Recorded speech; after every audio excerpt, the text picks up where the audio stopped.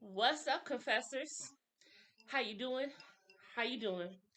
Now I know I'm late. I am a day behind. Please forgive me. I was drunk as fuck last night, okay? And I'm doing a take two right now. So I'm trying to do this. I was like, no, this is number two. So before I get all the way through number two, I need to do this live before my speech be slurring. Y'all know I already got a small mouth, and I barely open up my mouth enough for y'all to understand me. And y'all know I don't enunciate good enough, which I am working on. Okay, it may sound weird at the beginning, but I'm trying to make sure y'all understand me because I do got a small mouth and my words tend to run together because I talk too fast and my brain don't go that fast. So my brain can't catch up.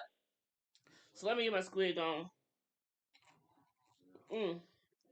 But happy Saturday to all you lovely people.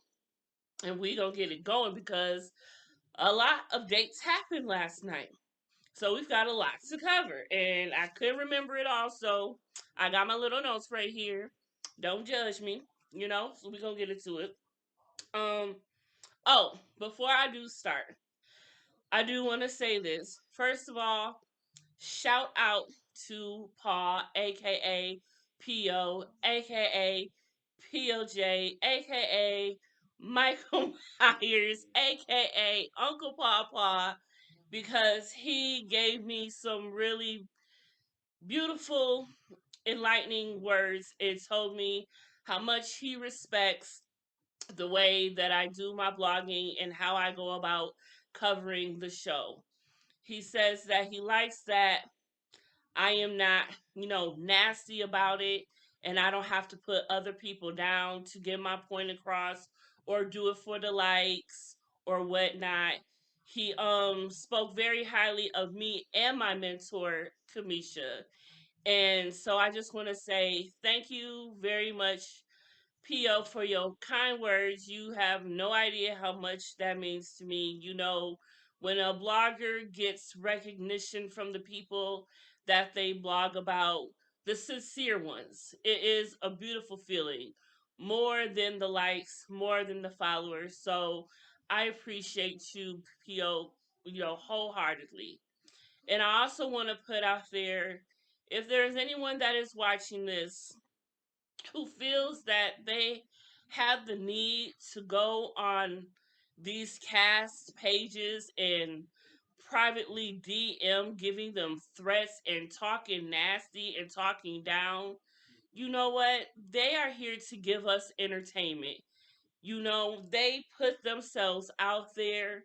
They have their page public, so it's not private, so you can reach out to them, and they know what comes with the territory of being on a show. So they understand that not everyone is going to have a good opinion about them. However, y'all do not got to be nasty. Y'all do not have to threaten people's lives and their livelihood. All y'all have to do is watch the show and be entertained. All of that extra stuff is not needed. So if you are one of those people, please don't do that. And if you know someone who is like that, tell them to please don't do that. Because this is simply entertainment, and y'all don't know these people outside of this show. Y'all don't know these people outside of the edits. So therefore, there is no need to get y'all panties in a bunch about shit y'all really don't know about. And that's on Will Packer Productions and Nephew Tommy. And I stand by that. So now let's get to the show, shall we? Okay, so many dates. Last night, Tommy told the fellas to take out their second choice, aka their backup plan. And I don't like that phrase, backup plan, because it makes me feel like if I was a backup plan, oh, I'm not important enough. That's how this woman thinks, okay? I am so choky and I ain't even smoked. I can't smoke. I miss smoking, y'all. I miss smoking so much. What I'm trying to do is right. I will be able to smoke again, but not right now. So let's start with Eric and Carmen. Okay. Eric and Carmen went on a date. Now we know Eric and Carmen already have a history. They know each other in the culinary world and whatnot. You know, he's done business with her in the past, and they have had a chemistry in the past. So they are in a completely different setting with each other this time around. So it's kind of new, but it kind of isn't because they do have their history. So they had a date, and between them themselves, the date went very, very well. However, there was a moment there where Eric did talk about his date or a time that he had with Dakia previously, and he told her that she leaned in and he obliged. Those were his words exactly. He obliged. And whatever happened after that, not really sure. That's basically where he left it. But we know Carmen, as beautiful as she is and very competitive as she is, she in her confessional says that, what did she say? She been up on him in so many other words. Now, as you remember, back at the pool party, Carmen came in on Dakia and Eric while they were in the kitchen. And they really did have a moment, and she came in on that. Now, Carmen wasn't there from the beginning, so she may have not known that from the beginning. Well, from the beginning when Eric came, but that they had that connection going on already. And so maybe she wasn't really privy to how their chemistry really was. But Carmen is a very competitive person, and she always puts herself first, as she should, as any woman should. And she's like, save the best for last. Who doesn't want a piece of Carmen? This skin, these nails, who doesn't? Carmen is a beautiful woman. And I have seen her in her lives. And I wish she would lead herself more with her personality instead of her looks, because we can't get past your looks, girl. You're freaking gorgeous, girl. You're freaking gorgeous. You are a chic lady. And that is what she says about herself. I was in one of her lives and she describes herself as chic. That's one of the words she uses a lot. And that is exactly what she is. So she doesn't need to use her looks to get what she wants, because her personality can stand on its own. And I'm hoping that's what she is trying to get across to Eric. But, the sexual innuendos just took flight for how, as far as editing did for us, because there was a lot of that going on. And there's a lot of that this season, actually. So I think that's kind of why I like this season, because they can play flirty like that and it doesn't get too serious.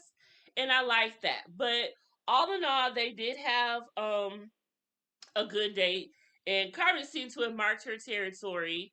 And after, for whatever happened between the Kia and Eric the day or night prior, it seems that Carmen is his number one now. So whatever happened took a shift, and now it seems that Carmen is in the running with Eric. So that's cool. Do do do do do. So that's basically that for them. So then, um, Tina and Demetrius had a date. Now, if you watched Kamisha's Ready to Love panel, every Saturday on Kamisha Reviews channel on YouTube, we're usually on between um 12:30, 12:50 Eastern Time. Please make sure you catch us. We are too much fun. We have guests from the shows, previous shows, and we can't wait to have guests from this season. Come on. That's gonna be really fun and interesting. But anywho, Tina and Demetrius had a date. And Tina came in very hot with Demetrius. And I understand why. Because, she likes Demetrius, obviously. But however, she's seen and she noticed, especially from playing Truth or Dare last episode, that Demetrius and Sabrina look like they're pretty locked in with each other. They seem to be each other's number one. And Tina came in late, so she's trying to find her where she fit in, get in where she fits in, as well as find what she's looking for, who could be her number one. And Demetrius is definitely on her radar. So she came in hot, basically not even knowing, does she even stand a chance to even try to, go after him, court him, whatever you want to call it. And so she was asking the right questions, getting to know. And Demetrius was letting her know, I can't control who like me. And, he just went with the flow from what he was going on. And you got to understand that him and Sabrina have been in this process since day one. So for him to be picking her to kiss definitely is understandable. And, so there's that. But as time went on, they seem to have, broke ground with each other and broke the ice, I guess you should say. And it seemed that she calmed down, let her guard down. She was like, okay, so you're saying there's a chance. And so she was able to be more cool, calm, and collected with him. And it looked like they enjoyed each other. They shared some laughs and they seemed to have had a good time. So that went very well, it seemed. And by the way it started, I wasn't expecting that. But it ended on a good note, and I liked it. Did that. Okay. So next was, we'll save Donovan for a minute because he had 3 dates. So remind me. I know y'all can't. What am I even talking about? Y'all can't remind me shit. So I'm gonna try to remind myself to come back to Donovan. But let's do. Let's see who is next. Vern and Ace. That was nice. So, Vern and Ace, which was very surprising because, okay, for me, it seems like Vern hasn't found his number one yet, and Ace hasn't found her number one yet. And it seems that they're both been in limbo a little bit, trying to kind of playing the background. More Ace than Laverne, because Laverne's been very outgoing and outspoken. I mean, he was feeling joy. He is feeling joy. He feels that him and her are one of the same. They're the male, she's the female version of him. But of course, you see that Joy and Clifton are pretty much locked down and they have chosen each other, but they're being respectable and respectful to the process to continue to go through it, to cross those T's and dot those I's, which I respect very, very much. So with Vern and Ace, I love me some Ace. Let me tell you, she is so namaste and peaceful, and she is different from any of the other girls. Period. She really is in a galaxy among herself, a beautiful dimension, like a whole different dimension, basically. And it's just beautiful. You can tell she has a beautiful, peaceful soul that could just speak to you. If I was a guy, she would probably be my number one. Definitely. I love me some Ace. So Laverne gifted Ace with, it looks like, some body butter. He rubbed some on her and they seem to have a pretty good time. Now, Ace has been told that Laverne can be a different type of guy around others, but from what she has been told, what Laverne has expressed to her and showed her, she does not get that same Vern that the others are talking about. And that's what I like. She doesn't go by what other people say. She goes by what he represents to her. And which she should, because you're going to get somebody different in a different way depending on who you are and what you bring off. and she brings off something completely different than any of the other girls do, which is why I can see how she sees something different in Laverne, and he represents something different to her than anybody else. I get that, and it seems that he has respect for her and for the person that she is and how she is, to give her a different version of himself. Now, she went and asked him, so how do we go about this through the rest of the process? Like, how do we continue this on? And he conveys to her, you know, I'm locked, basically I'm locked in, and you could go tell everybody else that you locked in, and we can walk off into the sunset together. He said he's already planning the holidays and knows what he wants to get her for Christmas. And I don't recall them showing this, but she did talk about how they talked about the Christmas tree, but they talk about the Christmas present. So he was bringing his A game, and I was here for it. As long as his intentions are real. That's all I got to say, because there was something he said last episode that made me stick out like, are you really here for love at this point anymore, Laverne? But perhaps he still is. So I'm gonna give the guy a chance, because Laverne is a little bit of a wildflower. You never know what you gonna get with him. But I love what Ace brings out in him. Like, I really enjoyed him while he was with her, you know? So I am all for that, and I think it's safe to say they're probably each other's number one by now. So, ooh, Tori and Precious, Lord. First of all, let me get to Paul and Joy, because I don't think I wrote theirs down, and I don't want to forget about them. And I know I still got to get back to Donovan. So Paul and Joy had their date, and I think Paul already knew there was no chance in hell between him and Joy. But never know. Just crack it open a little bit just to see. And he had to take out somebody. And if you ain't got no one to really take out, hey, Joy is the perfect girl, because she is that chick. So him and Joy go out, and he asks her questions, and basically her answers were, look, I'm bored with this process. I know who I want by now.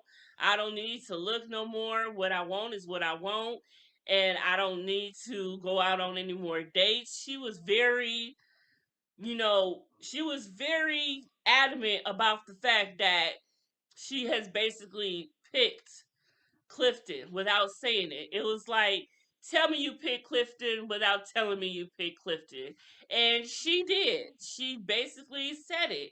She's bored with the process now. She knows what she wants, and that's why she's bored. It's just like, okay, can we get to the end so I can just pick him, because I'm gonna pick him and I know he gonna pick me. So can it just be what it is?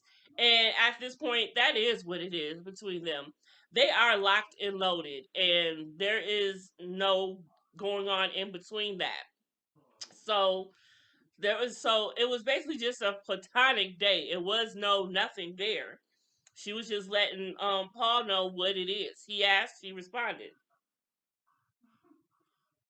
Now, Clifton, my earring fell out. But oh well. Now Clifton did go out on a date with Takia, and Takia did not bring up anything that happened between her and Eric. She was very focused on Clifton. And it was so funny because she was like, even though I know that him and Joy have a thing, she still calls him my big daddy. Because you remember, she's like, okay, come on, big daddy. And I thought that was so funny. But anyway, he feeds her oysters. They had a moment, a couple of sexual innuendos. And, she does come off very 9 to 5, but she did show that she could let her hair down and be more than just business and professional all the time. He had fun with her. He enjoyed her company. He already knew that there was some sexual tension or chemistry between them. He just needed to see a funner side of her. And she did, and he did see that. And even although she did show that and she represented that very, very well, There is no coming between him and Joy. Point blank, period. But he went along with it. He's just like she was. He is respectable and respectful to the process to continue it the right way. Now, now back to back to Tori and Precious. Let's get to them first, and we'll save Donovan for last. Now, Tori and Precious at the beginning, at the mixer, they were like the first conversation we seen. And at that very moment, I was all for Tori and Precious. I was like, okay, I'm liking this. Now, everyone knows that Tori is my number one guy. I would pick him for myself. I love a locked king. Even though my other thing is a bald and bearded, it's just something about locks. And I think it's because since I've locked my hair, I've just grown to lust over them. But anywho, this ain't about me. So, they had their thing in the beginning. And then it seems that Precious was focused more on Paul, while Tori was more focused on Sabrina. They kind of fizzled, their little thing kind of fizzled along the way. So I guess they were trying to see if they could pick up where he left off, especially since it looks like Sabrina is not even interested in Tori anymore. I just don't like that. Don't do that to my boo. Don't do that. Don't do that. But Serena is well within her right to choose who she wants and who she wants to explore with. So yes. But anywho, so Precious and Tori have dinner and they're talking. They're asking all the right questions. They're trying to enjoy each other. And then Tori went in for the kill. And he kissed Sabrina. I mean, and he kissed Lord, and he kissed Precious.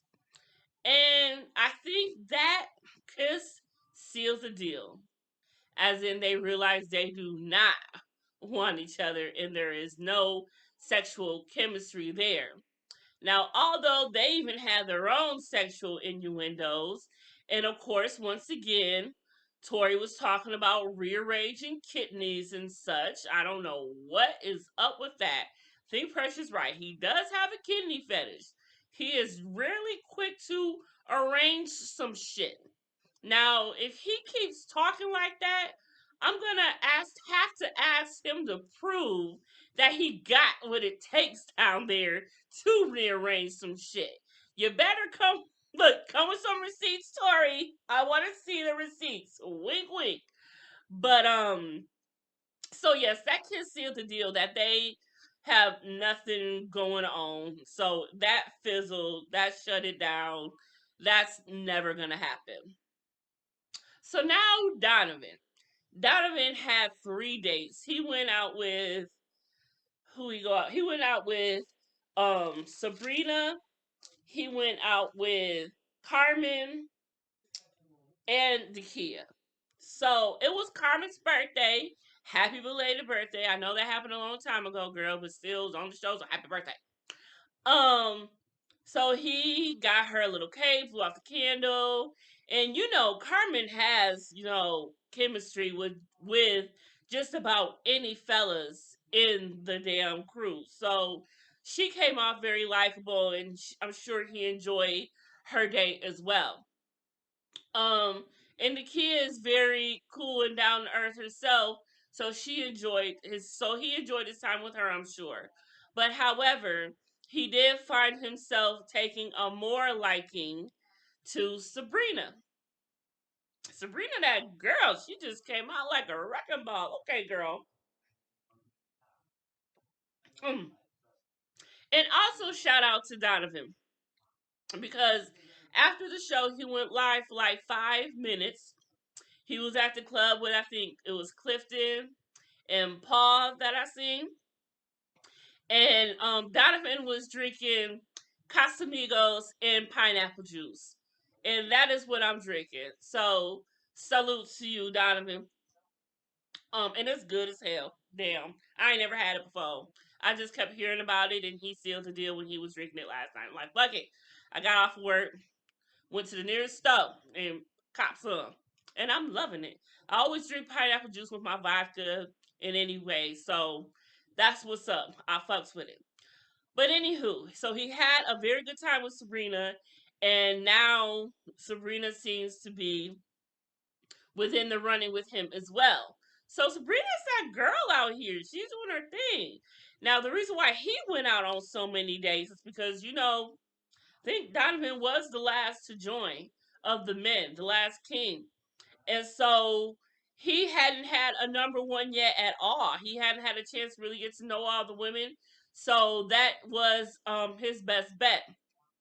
But when he went live, I had brung that up and he responded to it and he said, "Yeah, you see how they did me?" As if he wasn't probably for going out on all those days. But he handled it like a G. He showed it how it was done. I'm like, okay. And I bet Kamisha got a little bit upset. Donovan is Kamisha's number one. So she didn't express that in the panel, but I know you, Kamisha girl. Don't play. so, but Sabrina was very receptive to it as well because she said, because her thing definitely flowed, and she said, "I'm gonna need you to stop because I feel you in my life already." I was like, "Whoa, what? Where did that come from?" So now I'm wondering, okay, who is her number one at this point? Is it Demetrius or is it Donovan? So I don't know what's going on. So that was that. Now at the end, deliberations came, and I guess maybe that was the same day Laverne may have had his date with Ace. So he came in on his little high horse a little bit. And he was probably feeling himself because he had such a good date with Ace. And they basically picked each other, told each other how each other felt. And so he felt compelled to give the men advice. And a few of the guys wasn't feeling that. I believe Donovan was vocal about it. Eric rolled his eyes about it, and Demetrius said something about it. Now we saw that in the trailer last week for last night, and I thought it was going to be a little bit more heated than it was. However, it may have been, and they just edited it out, and we didn't see it. But that was really something big. And upon also that in deliberation, you know, they let it be known that Precious seems more like the homegirl.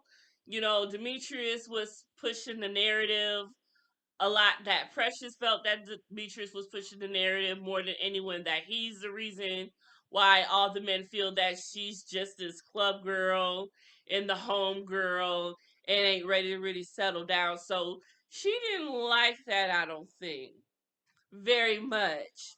And I can't remember who was it she was with that gave her the news. God, who took her out?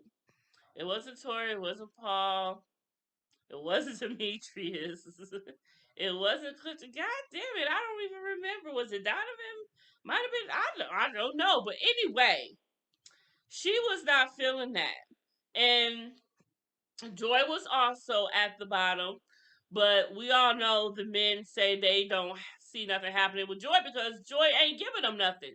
She's giving it all to Clifton. But at the end, um, Precious ended up being eliminated, which she is my number one girl. I think she is so fun, and she supports me a lot, and I appreciate her for that as well. So thank you, Precious. If you see this, or if someone sees this, please let her know. I'll let her know myself when I do my farewell post for her. But yes, I really enjoyed Precious. She was the cool chick. I would love to hang out with her my damn self if I am ever in the DMV area. And that's word. Word. She is just so cool and just real, just her. She's just her. And I love that about her. Now, after all was said and done, also, in deliberations with the girls, because the girls did talk also. And Zakia let it be known that there was an incident that happened between her and Eric. And you know that, like I said before, he mentioned that briefly a little bit about the whole lean in kiss thing to Carmen. So apparently something did happen. I'm not really sure how to take it because he's saying it was something about the lean in, but she's saying it was a situation that happened basically. And I don't know what to take. It seems like there are two different narratives with that. She's making it seem more serious. He isn't. However, you do see in the in the trailer for next week, the sneak peek, that Tommy has a conversation with Eric about it. So if Tommy has to come in and have a one-on-one with you, it's not good. And we know that upon what happened last season, the thing with Shiloh and Phil, it became a bigger thing, and it looks like things have to be handled in from a legal perspective, I'll say, because we never found out what really went on, because Phil hasn't been able to talk about it, I'm sure, due to legal reasons. And she hasn't talked about it, and I'm sure for legal reasons. And she wasn't even at the reunion.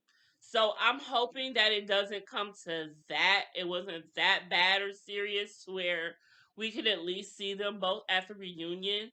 But she let Tommy know that she does not want to date him no more, and basically rethinking if she wanted to be all together and continue dating the other men, because Eric was her biggest connection. So if she's not dating him, then who would she be dating?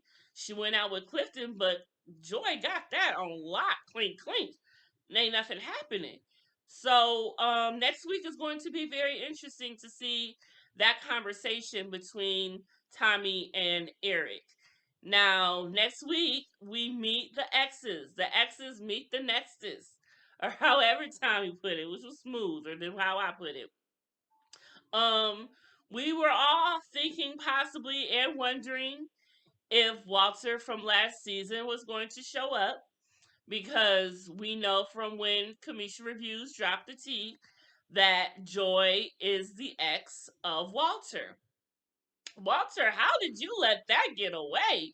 You fumbled the ball, kiddo. And Walter was my number one from that season, which makes it funny. So, anyways, that's not who he comes for as Joy's ex. And I'm kind of taken aback by the guy that is. Because you see him and you see Clifton, and it's like two different type of men. But however, the exes meeting the nexus is always a good episode.